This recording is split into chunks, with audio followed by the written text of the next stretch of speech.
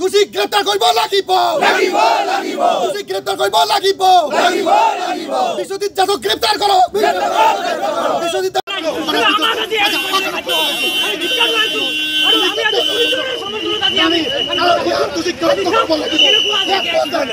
আমি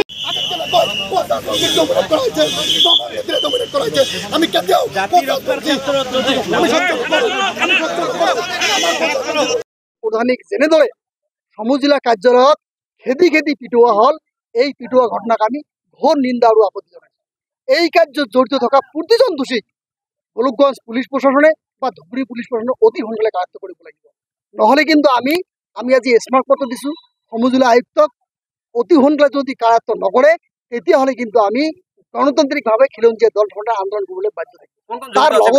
তাৰ লগতে আমি ক'ব বিচাৰিছো, আমি যোৱাকালি ভিজুৱেলত দেখা পাইছো যে পুলিচ প্ৰশাসনৰ ওপৰতো কিন্তু অত্যন্ত বেয়া ব্যৱহাৰ দুই চাৰিজনে কৰিছে।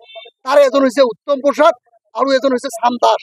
আমি বিচাৰিছো ধুবুৰী পুলিচ প্ৰশাসনে এই উত্তম প্ৰসাদ আৰু চাম দাসক অতি সোনকালে গ্ৰেপ্তাৰ কৰি পুলিচৰ ওপৰত যে মাননীয় মুখ্যমন্ত্ৰী মহোদয়ে কৈছে পুলিচৰ ওপৰত কোনোবাই চকু দিলে বা বেয়া ব্যৱহাৰ কৰিলে তাক কঠোৰৰ পৰা কঠোৰ শাস্তি দিব লাগিব। ধুবুৰী পুলিচ প্ৰশাসনে কিন্তু ইয়াৰ নজিৰ দেখাওক, অন্যথায় কিন্তু আমি কিন্তু গণতান্ত্ৰিক আন্দোলন কৰিবলৈ বাধ্য থাকিম।